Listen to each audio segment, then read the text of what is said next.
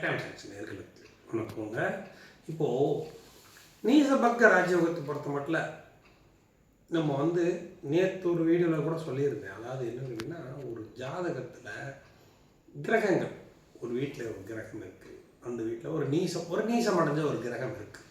அந்த நீசம் அடைஞ்ச கிரகம் இருக்கும் வீட்டதிபதி அங்கு ஆட்சி பெற்றால் அது நீசபங்க ராஜயோகம். ஒரு கிரகம் நீசம் பெற்று அந்த வீட்டில் உச்சம் அடையும் பார்த்தீங்களா, அந்த கிரகம் உச்சம் பெற்றால் அது நீசபங்க ராஜயோகம். இதுதாங்க நீசபங்க ராஜயோகங்கிறதுடைய முதல் விஷயம். இதை நம்ம முதல்ல நல்லா புரிஞ்சுக்கணும். ஒரு கிரகம் நீசம் பெற்று ஒரு வீட்டில் இருக்குதுங்க. நீசம் பெற்று இருக்கும் வீட்டில் அந்த வீட்டின் அதிபதி அங்கு வந்துட்டாரு, அங்கே இருந்துட்டாரு, ஆட்சி ஆயிட்டாருன்னா அது நீசத்துக்கு பங்கம் வந்துருச்சுன்னு ஒரு கணக்கு. அடுத்த கணக்கு, நீசம் பெற்று ஒரு கிரகம் இருக்குதுங்க, அந்த வீட்டில் உச்சம் அடையுங்களா. இப்போ ஒரு உதாரணத்துக்கு நான் சொல்லிடுறேன். புதன் மீனத்தில் நீசம் அடைவாருங்க, அங்கே சுக்கிரன் உச்சம் அடைவாருங்க. இதுதாங்க உச்ச கணக்குக்கு நான் சொல்லிட்டேன். உச்சமடைகிற கிரகத்தின் வீட்டில் நீசமடையும் கிரகம் இருந்தால் இது நீசபங்க ராஜயோகம். அதுக்கு அடுத்தபடியாக ஆட்சி, அது ஏற்கனவே ஒரு வீடியோ கூட போட்டிருந்தேன். செவ்வாய் கடகத்தில் நீசம், சந்திரன் அங்கே ஆட்சி, அது நீசபங்க ராஜயோகம். இதில் பார்த்தீங்கன்னா ரெண்டு பேருமே நட்பு கிரகங்கள். அதை முதல்ல நம்ம பார்க்கணும். ரெண்டு பேருமே நட்பு கிரகங்கள். நட்பு கிரகங்கள் நீசம் பெற்றும் வீட்டில் அவங்களுக்கு இருக்கிறது நல்ல அமைப்புகளை கொடுக்கும். அதே சமயம் இப்போ எல்லாரும் போட்டு என்ன நினைக்கிறாங்கன்னா, முதல்ல பரிவர்த்தனையை நம்ம தெரிஞ்சுக்கணுங்க. பரிவர்த்தனைனா என்ன அப்படிங்கிறது. இப்போ பரிவர்த்தனை நான் சொல்கிறேன் பாருங்க. ரிஷப லக்னங்க, ரிஷப லக்னத்திற்கு குருவும் சனியும் பரிவர்த்தனை. சனி யாருக்கு? அந்த லக்னத்துக்கு 9-10 கூடிய யோகாதிபதிங்க, பாவக்கிரகமாக இருந்து வரக்கூடிய யோகாதிபதி. அது மேலே புரிஞ்சுக்கணும். அடுத்த பாயிண்ட், 8-11 கூடிய சுப கிரகமாக வரக்கூடிய 8-11 கூடிய குரு. ஆனால் இந்த லக்னத்திற்கு பாவி, இந்த லக்னத்திற்கு கெட்டவர், எப்படி சொல்லணும், கெட்டவர். அப்போ 8-11 கூடிய கெட்டவரோட 9-10 கூடிய சனி பரிவர்த்தனைங்க. அப்படி வரும்பொழுது இப்போ அவங்க ரெண்டு பேரும் எங்கே பரிவர்த்தனை அடைகிறாங்க அப்படிங்கிறது நான் சொல்கிறேன். ரிஷப லக்னம் ஆகி 9ஆம் வீடான மகரத்தில் குரு இருக்க, 11ஆம் வீடான மீனத்தில் சனி இருக்கு. அப்படின்னா குரு வீட்டில் சனி, சனி வீட்டில் குரு. இப்போ பரிவர்த்தனை அடைஞ்சிருக்காங்களா. இப்போ இந்த குரு நீசங்க எங்கங்க? 9ல் குரு நீசம். இந்த குரு நீசம் அடைஞ்சிருக்கும் பொழுது சனி எங்க? 11ல் பரிவர்த்தனை. அதாவது இவர் வீட்டில் அவரே, அவர் வீட்டில் இவர் மாறி இருக்காங்க. இப்போ பரிவர்த்தனை அடைஞ்சிருக்காங்க, நல்ல பலனை கொடுப்பாங்க. இது பரிவர்த்தனை யோகம். இது முதல்ல புரிஞ்சுக்கணும். இது பரிவர்த்தனை யோகம். இப்படி பரிவர்த்தனை யோகம் அடையும் பொழுது இப்போதான் அந்த பாயிண்டே உங்களுக்கு வரும். 9ல் குரு நீசம்ங்க. இந்த நீசம் அடைஞ்சிருக்காருங்க அந்த குரு. இந்த குரு நீசம் அடைஞ்சிருக்கும் பொழுது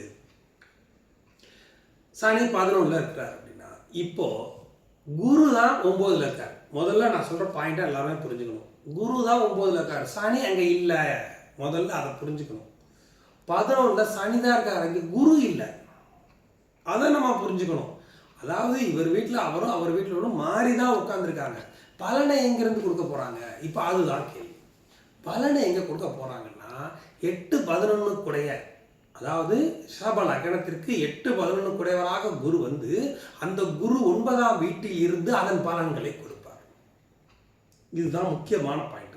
இங்கே சனிக்கு இங்கே வேலை கிடையாது, குருவுக்கு தான் வேலை. அங்கே சனி எடுத்துக்கிட்டோம்னா மீனத்தில் சனி இருக்காருங்க. மீனத்தில் சனி இருக்கும் பொழுது சனி எப்படி கொடுப்பார் அப்படின்னா 9-10 கூடைய பலனை 11ஆம் பாவகம் வழியாக கொடுப்பார்.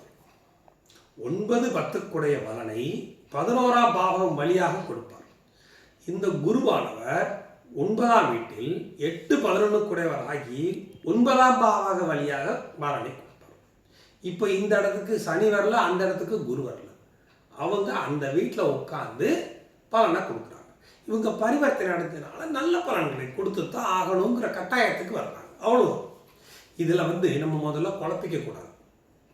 நீசம் பெற்றாலும் பரிவர்த்தனை தான்.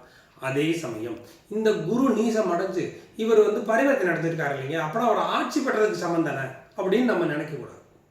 அது ஆட்சி பெறலை, அவர் ஆட்சிக்கு சமம் தான். ஆனால் அங்கே இல்லையே அவர். முதல்ல இந்த பாயிண்டை புரிஞ்சுக்கணும். அவர் அங்கே இல்லையே, அவர் 11ல் தானே இருக்கிறாரு. அப்போ இந்த இடத்துல அவர் வந்து எப்படி உங்களுக்கு நீசபங்கத்தை கொடுப்பாரு? நீசபங்க ராஜு இது ரெண்டையும் போட்டு குழப்பிக்க கூடாதுங்கிறதுக்காக தான் நான் இவ்வளோ வழக்கம் சொன்னேன். இந்த ரெண்டையும் போட்டு குழப்பக்கூடாது அப்படிங்கிறது தான் என்னுடைய இப்போ பாயிண்ட்டு. இப்போ அது என்ன வரணும், எப்படி வரணும், அது என்ன நிலைமை அப்படிங்கிறது இப்போ நான் சொல்கிறேன். அதுபடி தான் அந்த பலன்கள் வரும். அந்த இடத்துல நீசபங்க ராஜயோகம் எப்படி அமையணும் அப்படிங்கிறதையும் நான் இப்போ உங்களுக்கு விளக்க சொல்கிறேன். இப்போ பார்த்துக்கோங்க, 7/3/1997 பிறந்தவங்க. இவங்களுக்கு செவ்வாய் திசை, அதாவது வந்து சந்திரன் வந்து அவிட்டம் 3ஆம் பாதம் 2ஆம் பாதத்தில் வர்றாரு. செவ்வாய் திசை 3 வருஷம். இவங்களுக்கு வந்து 2001 முடிஞ்சு 2004 வருஷம் 1997 2001 4 வருஷம் சந்திர திசைங்க. சந்திர திசை முடிஞ்சு செவ்வாய் திசை 4 வருஷம் முடிஞ்சு ராகு திசை 19 2001 2020 வரைக்கும் ராகு திசை முடிஞ்சு இப்போ இவங்களுக்கு குரு திசை நடந்துட்டு இருக்குங்க. குரு திசையில புதன் புத்தி நடந்துட்டு இருக்குங்க. இப்போ இவங்க கேட்ட கேள்வி என்ன? இப்போ விஷயத்துக்கு நம்ம வருவோம். இது வந்து உங்களுக்கு தெரியணும், கிரக அமைப்பு வருஷம் அப்படிங்கிறதுனால நான் சொல்றேன். 7/3/1997 ஏற்கனவே ஒரு கேள்வி கேட்டிருந்தாரு. இப்போ அதில் அவர் குழப்புறாரு. அது என்ன விஷயம் அப்படிங்கிறத நான் சொல்லிடுறேன். 7/3/1997 பிறந்தவர். இவருக்கு வந்து பிறந்ததில் 1997 2001 அக்டோபர் வரைக்கும் இவருக்கு வந்து செவ்வாய் திசை, 2001 அக்டோபர்லேருந்து 2020 வரைக்கும் ராகு திசை, 2020 அக்டோபர்லேருந்து 2038 அக்டோபர் வரைக்கும் குரு திசை. இப்போ குரு திசையில் இவருக்கு குரு புத்தி சனி புத்தி முடிஞ்சு புதன் புத்தி நடந்துட்டு இருக்குங்க 2026 ஆகஸ்ட் வரைக்கும். அப்படி இருக்க இப்போ என்ன சொல்ல வரோம் அப்படின்னு கேட்டீங்கன்னா, இவர் என்ன கேட்குறாருன்னா, நீசபங்க அடைஞ்சிருக்காரு இல்லைங்க, இதனுடைய பலன் என்னன்னு அவர் கேட்குறாரு. அவர் பொதுவாக அந்த இதில் கேட்குறாரு. அது என்ன விவரம்னு நான் சொல்கிறேன். சந்திரனும் குருவும் இருக்கிறாங்க, இங்கே சனி இருக்காருங்க. குருவும் சனியும் பரிவர்த்தனைங்க. குருவும் சனியும் பரிவர்த்தனை அடைஞ்சிருக்காங்க. குரு இங்கே தான் இருக்காரு. இப்போ நான் சொல்லலை உங்கள்கிட்ட, அதே மாதிரி தான் குரு இங்கே தான் இருக்கிறாரு. அவர் அங்கே போகலை. முதல்ல புரிஞ்சு விடுது. ரொம்ப திருப்பி நான் சொல்கிறேன். அவர் அங்கே போகலை. நீங்கள் அங்கே கணக்கு போடக்கூடாது. இந்த குரு இந்த 8 1 2 3 4 5 6 7 8 குடைவர், 9 10 11 குடைவர். இந்த 8 11 குடைய ஆதிபத்தியம் பெற்ற குரு 9ஆம் வீட்டில் இருந்து அவருடைய பலன்களை 9ஆம் வழியாக 9ஆம் அதிபதி 9ஆம் இடத்தின் வழியாக செய்ய போயிடும். இப்போ வந்துச்சுங்களா பாயிண்ட்டு? 8 குடையத்தான் அவர் பண்ணுவார், 11 குடையத்தான் அவர் பண்ணுவார்.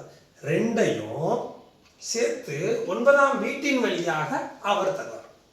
அதே சமயம் இந்த சனி 9 10 குடைய நற்பலன்களை 11ஆம் வீட்டு வழியாக தரும். இதுதான் மெயின். இதைத்தான் நம்ம புரிஞ்சுக்கணும். இந்த பரிவர்த்தனைங்கிறதுல சனி அங்கே தான் இருக்கார். திருப்பியும் சொல்லிடுறேன், குரு இங்கே தான் இருக்கார். இவங்க அங்கேயும் நீங்கள் நம்மளா கற்பனை பண்ணி சனி இங்கே இருக்காருன்னு நினச்சக்கூடாதுன்னு சொல்ல வரேன். இதான் பாயிண்ட். நாமளா கற்பனை பண்ணிட்டு சனி இங்கே இருக்காரு அப்படின்னு அர்த்தம் இல்லை. எதுக்காக இந்த வார்த்தையை திருப்பி சொல்கிறேன்னா, அவர் என்ன சொல்ல வர்றாருன்னா, குரு நீசபங்க ராஜயோகத்தில் இருக்காருங்கிற. இது குரு நீசபங்க ராஜயோகம் கிடையாதுங்க. இது பரிவர்த்தனையில நீசத்துல இருக்காரு, சந்திரனோட இருக்காரு. இது சந்திரன் வீடே இல்லையே, ஆட்சி பெறலையே. இந்த சனி ஆட்சி பெறலையே, சனி பரிவர்த்தனை தானே பெற்றிருக்காரு. அப்படிங்கிறப்ப இது நீசபங்கமே கிடையாது, பரிவர்த்தனை யோகம் மட்டும்தான். அதே சமயம் இந்த சந்திரன் சேர்ந்திருக்கிறதுக்கும் பரிவர்த்தனைக்கு நீசபங்கத்துக்கும் எந்த சம்பந்தமும் இல்லை. இது ஒன்றும் சந்திரன் வீடு கிடையாது. இங்கே சந்திரன் இருக்கிறதா செவ்வாய்க்கு சேர்ந்திருந்தா செவ்வாய் நீசமாகி சந்திரன் ஆட்சி பெறுவது நீசபங்க ராஜயோகம். இப்போ இங்கே என்ன நடக்கணுங்கிறத நான் சொல்லிடுறேன். இங்கே குரு நீசங்க, இங்கே செவ்வாய் இருக்கணுங்க, உச்சம் வரணுங்க. இப்போ வந்துருச்சுங்களா பாயிண்ட்டு? இங்கே செவ்வாய் வந்து உச்சம் வரணும். மகரத்துலலாம் உச்சம் அடைவார். அந்த வீட்டில் குருவும் செவ்வாயும் நண்பர்கள், அதிநட்பு.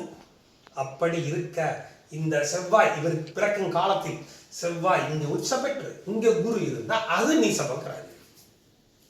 இதுதாங்க பாயிண்ட். சனி இங்கே இருக்கிறார், அது நீசபங்கராஜ் யோகம் தான், நான் இல்லைன்னு சொல்லலை. சனி இங்கே இருந்தால், ஆனால் நான் சொல்றது திருப்பி சொல்றது வேணா, பரிவர்த்தனை தான் அடைஞ்சிருக்காங்க, அவங்க இங்கே வரலை. அதை புரிஞ்சுக்கணும். அப்போ இந்த இடத்துல நீசபங்க ராஜயோகம் கிடையாது, இந்த அமைப்புக்கு கிடையாது. இந்த செவ்வாய் உச்சம் பெற்று இங்கே இருக்கிறார். இப்போதான் நம்ம கற்பனை பண்ணிக்கணும். செவ்வாய்க்கு உச்சம் பெற்று இங்கே இருக்கார், கூட நீசம் அடைஞ்சிருக்காரு குரு. அப்படின்னா இந்த நீசபங்க ராஜயோகம். இப்படிதான் நம்ம புரிஞ்சுக்கணும். உண்மையும் அதுதான், ஃபேக்டர் தான். அதே சமயம் இந்த குரு என்ன பலன்களை வழங்குவார் அப்படின்னா, ஏற்கனவே சொல்லி 8 11 கூட 9ஆம் வீட்டின் வழியாக செய்வார். அவ்வளவுதான். சரி, இந்த குரு திசை நல்லா இருக்குமா? இந்த கேள்வி அவருக்கு இருக்கும். அதை வச்சு தானே அவர் கேட்கிறாரு. குரு திசையை பொறுத்த மட்டும் பெரிய லாபமும் கிடையாது, பெரிய நஷ்டமும் கிடையாது, மீடியம். என்ன காரணம்? 3 8 குடையவர்கள் இந்த லக்னத்திற்கு ஆகாதவர்கள் 9ஆம் வீட்டை கெடுக்கிறார்கள். அவ்வளவுதான். இந்த 3 8 குடையவர்கள் 2 பேரும் சேர்ந்து 9ஆம் வீட்டை கெடுக்கிறார்கள். கெடுத்து லக்னத்தை பார்க்கிறார்கள். அதாவது தாய் தகப்பன் வழியாக பெரிய பலன்களை கொடுக்க முடியாமல் இவர் வழியாக அந்த பலன்களை கொடுப்பாங்க. லக்னாதிபதி தன்னுடைய சுயமுயற்சியில் வருவார், நல்ல திறமையாக வருவார். ஏன்னா சனியும் குருவும் பரிவர்த்தனை. இப்படி தான் எடுத்துக்கணும். இந்த குரு திசையும் ரொம்ப ஓகோன்னு சொல்ல முடியாது. 9இல் குரு இருப்பது நல்லது, சந்திரன் இருப்பதும் நல்லது. நான் அடிக்கடி சொல்லியிருக்கேன், 9ஆம் வீட்டில் 1 5 9 சுபக்கிரகம் இருக்கிறது நல்லது தான், என்ன இல்லைன்னு சொல்ல வரல. இருந்தாலும் இந்த 3 8 குடையவராக இருக்கிறதுனால அதுக்கு தான் இந்த வார்த்தை சொன்னேன். 50-50 தான்.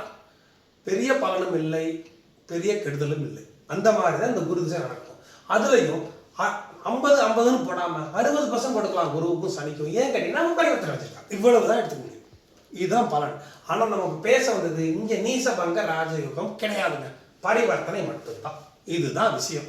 அதே சமயம் இந்த திசை ரொம்ப கெடுக்காது, ஓரளவுக்கு நன்மைகளை செய்யும். இப்படிதான் நம்ம புரிஞ்சுக்கணும். முதல்ல நான் இன்னொன்று திருப்பி சொல்லிடுறேன், பரிவர்த்தனையையும் நீசபங்கம் இதெல்லாம் போட்டு குழப்பிக்காதீங்க. பரிவர்த்தனை அடையுதுன்னா அடைஞ்சது தான், அதாவது அங்கங்கே இருக்கும், அவ்வளோதான். இந்த வீட்டுக்கு உடனே இங்கே வந்துடுவார் அப்படின்லாம் கணக்கு இல்லை, இவர் அங்கே போயிடுவாருலாம் கணக்கு. இதை நீங்கள் புரிஞ்சுக்கிட்டீங்கன்னா உங்களுக்கு ஈஸியாக பாயிண்ட் இருக்கும். Okay, thanks.